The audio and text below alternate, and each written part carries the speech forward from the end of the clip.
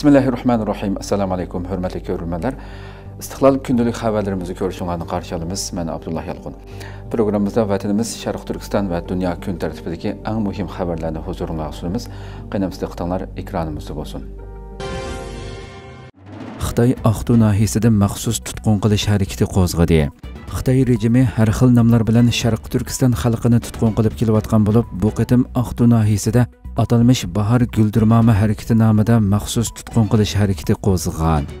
Aqtu nahiyalik axborot organlarining xabar qilishicha, mazkur tutqun qilish harakatini Aqtu nahiyalik sud mahkamasi alohida qo'zg'agan bo'lib, 16 fevral Xitoy rejimi qisman aholilarni saqchixonaga majburiy chaqirib kelib tutqun qilgan.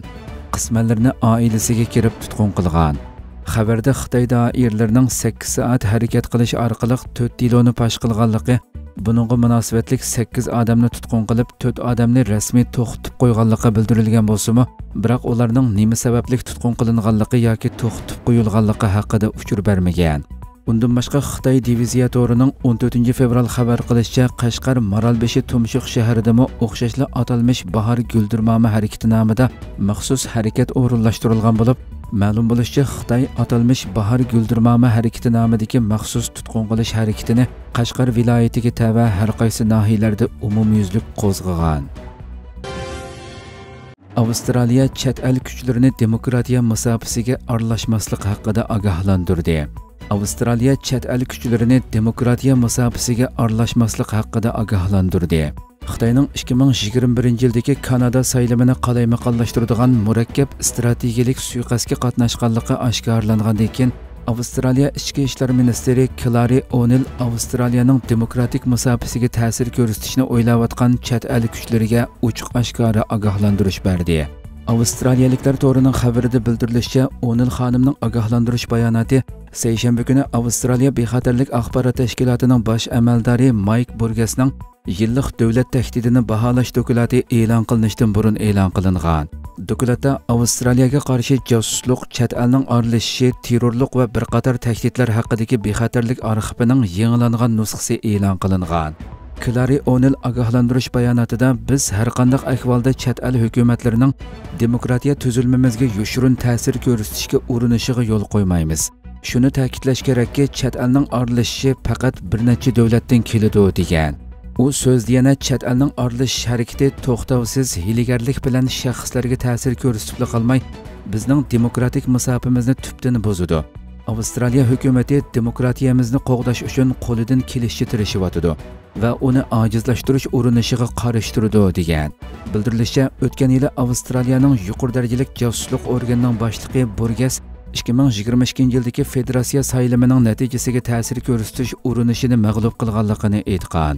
Gerçi u Xitoyning bu planning orqasida ekanligini tilga olmagan bo'lsa-mu, ammo axborot sohasidagi shaxslarning qarashicha, uning bu so'zi Xitoy Kommunist partiyasi qo'llagan Xitoy savdogarining Avstraliya ishchilar partiyasining nomzodlarini mablag' bilan ta'minlamoqchi bo'lganligini ko'rsatdi ekan.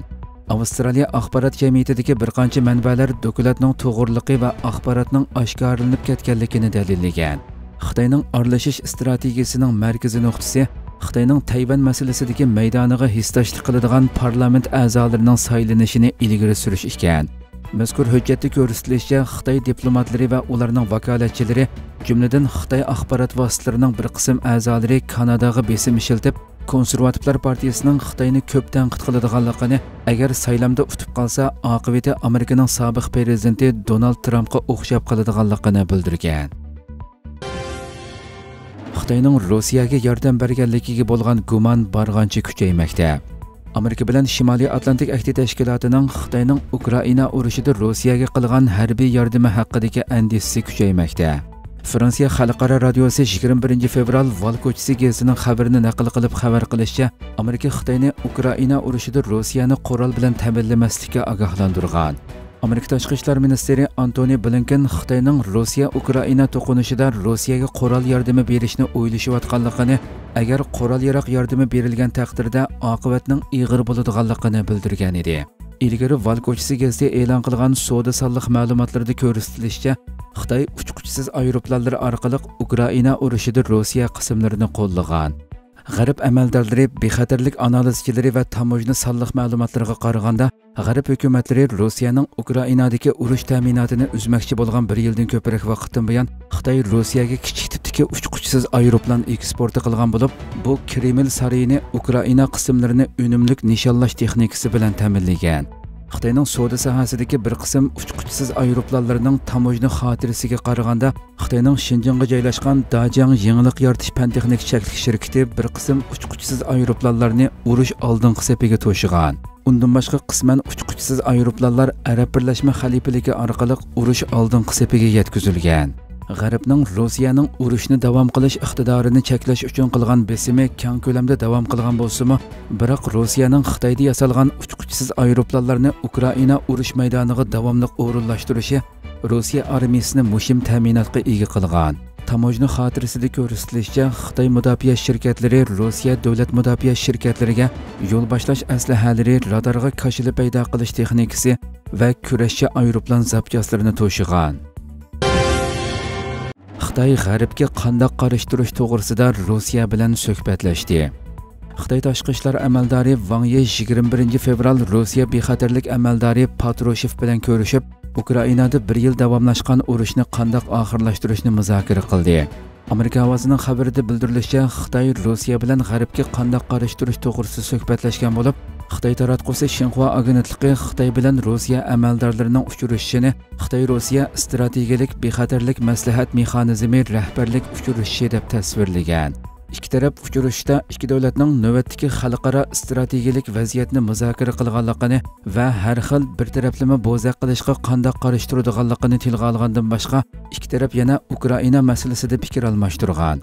Rossiya taratqullarining xabar qilishicha, Wang Yi suhbat jarayonida Xitoy-Rossiya munosabatining mustahkam ekanligini ta'kidlagan. Patrushev ikki taraf moslashish va hamkorlikni cho'nqurlashtirib, G'arbning Rossiya va Xitoyni kontrol qilish urinishiga unumli taqobil turish kerakligini bildirgan. Ma'lum bo'lishicha, Rossiya o'tgan yil 24 fevral Ukrainaga qaratgan harbiy tajovuzchilikni boshlagandan buyon Xitoy Moskvaning tajovuzchilik qilmishini ayblashni rad qilib qolmay, Moskvaga qaratilgan o'rtaq jazo harakatiga qatnashishni rad qilgan. Undan boshqa Xitoy Rossiyani doim diplomatiya jihatdan qo'llagan hamda xalqaro jamiyat yo'l qo'ygan qoidani rad qilib, Rossiyaning neft va tabiiy gaz mahsulotlarini sotib olgan. Shundaqli Rossiyani iqtisodiy manba bilan ta'minlagan. Xitoy yana Rossiyaga yerim o'tkazgich o'zligi va Rossiya armiyasi ehtiyojli bo'lgan boshqa ilg'or texnika va mahsulotlarni sotib bergan. Indoneziya Xitoyning zo'ravonligiga bosh egmadi. Indoneziya Xitoyning noroziligi va zo'ravonlik qilmishiga pisand qilmay, Janubiy dengizning tabiiy boyliqlarini davomli qazmoqda. Amerika ovozining bugungi xabarida bildirilishicha, Indoneziyani o'z ichiga olgan bir qism davlatlar Xitoyning Janubiy dengizdagi zamin da'vosiga qat'iy qarshi turib kelgan. Xabarda qayd qilinishicha, Indoneziya hukumati Natuna orolida neft va tabiiy gaz boyligini echish haqida dastlabki planni tasdiqlagan. 2021 yilning oxirida Indoneziyaning bu rayonda tabiiy gaz burg'ulash harakatiga Xitoy norozilik bildirgan. Gerçi ayni vaqtda Jakarta gaz burg'ulashni to'xtatgan bo'lsa-mu, biroq navbatda Indoneziya Xitoyning noroziligiga pisand qilmay tabiiy gaz burg'ulashni davomlashtirgan. Paramadina universitetining o'qituvchisi Al-Araf Amerika ovozi radiosiga meningcha Indoneziyaning Natuna rayonida tabiiy gaz burg'ulash harakati Natuna orolining Indoneziya zamini ekanligini aniq ko'rsatib beradi. Indoneziya egilik huquqli davlat bo'lish sifati bilan bunda qilishga huquqliq degan. Indoneziya Tashqi ishlar ministrligining bayonotchisi Tuko Fayzashah bu haqda Indoneziyaning dengiz tavalligidagi faoliyati xalqaro dengiz qonunini asos qiladi. Indoneziyaning maydoni Janubiy dengizda davom qilgan zamin da'vosi va talash tortishlar bilan hech qanday munosabati yo'q degan. Bildirilishicha, rayonda tabiiy gaz qidirib tekshirishning asliga kelishi Sharq Janubiy Osiyodagi eng chong davlat bilan Xitoy o'rtasidagi ziddiyatning kuchayishining alomati ekan. Ma'lum bo'lishicha, Indoneziya Sharq Janubiy Osiyo davlatlari ichida uzundan buyon Xitoyning Janubiy dengizdagi zamin da'vosiga qarshi turish bilan birga normal savdo munosabatini saqlab kelgan. Ammo navbatda Indoneziyani o'z ichiga olgan bir qism davlatlar Xitoyning Janubiy dengizdagi zamin da'vosiga qat'iy qarshi turmoqda ekan. Xitoy Amerikaning Ukrainadagi urushning eng chong qurol manbasi ekanligini bildirdi. Xitoy Tashqi ishlar ministrligi bayonotchisi Wang Wenbin Amerikaning Xitoy Ukraina urushida Rossiyani qurol va o'q-dori bilan ta'minlayotdi deganni ilgari surganligini, ammo urushning eng chong qurol manbasining Amerika ekanligini aytdi. Turkiya ovozi radiosi xabarida bildirilishicha, Xitoy tashqi ishlar ministrligi bayonotchisi Wang Wenbin Beijingda o'tkazilgan qarorlik muxbirlarni kutib olish yig'inida Amerika prezidenti Joe Bidenning Kiev ziyorati jarayonida Ukrainaga $500 million harbiy yordam berilganligini e'lon qilganligini eskartdi. Wang Wenbin Washingtonning tinchlikning qo'g'dug'uchisi emas, ma'lumotchilik paydo qiluvchi ekanligiga doir keraklik bo'lgandan ko'p dalil isbotlarning borligini tilga olib, Amerika Ukrainadagi urushning eng chong qurol manbasidir. Amaliyotga xilof holda Xitoyning qurol bilan ta'minlayotganligini ilgari surishda ularning maqsadi nima deb o'ylamay bo'lmaydi dedi. U yana Xitoy bilan Rossiya o'rtasidagi munosabat universal strategik moslashtirish sherikchiligidir. İttifoq tuzmaslik, qarshilik ko'rsatmaslik va uchinchi tarafni hujum nishoni qilmaslik prinsipini asos qiladi. Amerikaning Rossiya bilan bo'lgan munosabatimiz sababidan bizni ayblashini va bizga besim qilishini qabul qilmaymiz dedi. Wang Wenbin Amerikaning nima qilayotganligini o'ylashi va o'tqa benzin to'kishdan, shundaqla to'qinishdan foyda olishdan voz kechishi kerakligini bildirib, Amerikaning Afg'onistonda eng oxirgi bir afg'onistonlik qolg'ichi urushni davomlashtirish strategiyasini yo'lga qo'yganligini ko'rdik. Ukrainadami eng oxirgi bir ukrainalik qolg'ichi urush qilishni xohlamdi dedi.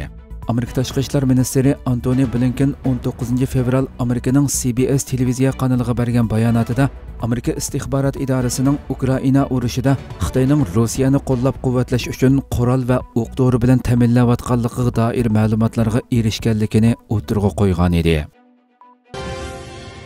Shimoliy Koreyaning yer osti atom sinoq markazi Xitoylarga tahdid elib keladi ekan. Shimoliy Koreya yer osti atom sinoq qilish markazi Punggye-ri Shimoliy Koreya xalqidan boshqa yana Janubiy Koreya, Yaponiya va Xitoydagi millionlagan kishilarga tahdid shakllantirmoqda.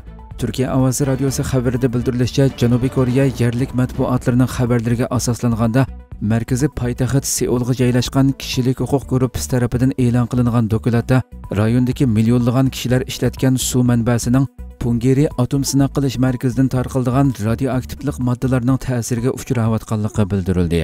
Dokumentda sinoq qilish markazining atrofidagi millionlagan kishini o'z qo'yniga olgan 8 shahar va yeziga tahdid shakllantirayotganligi, dehqonchilik va baliqchilik mahsulotlari sababidan Koreya, Yaponiya va Xitoydagi millionlagan ommaga tahdid elib keladiganligi o'tirg'a qo'yildi.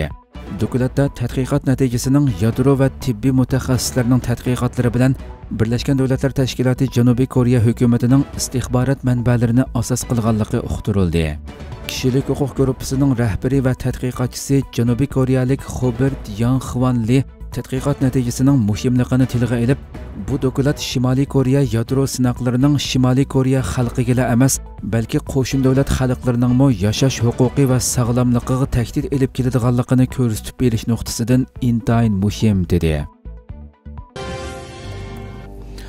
Hurmatli ko'ruvchilarimiz, shuna qilib bugungi xabarlarimiz bu yerda oxirlashdi. Atigi programmamizni ko'rishgacha omon bo'linglar. Assalomu alaykum va rahmatulloh.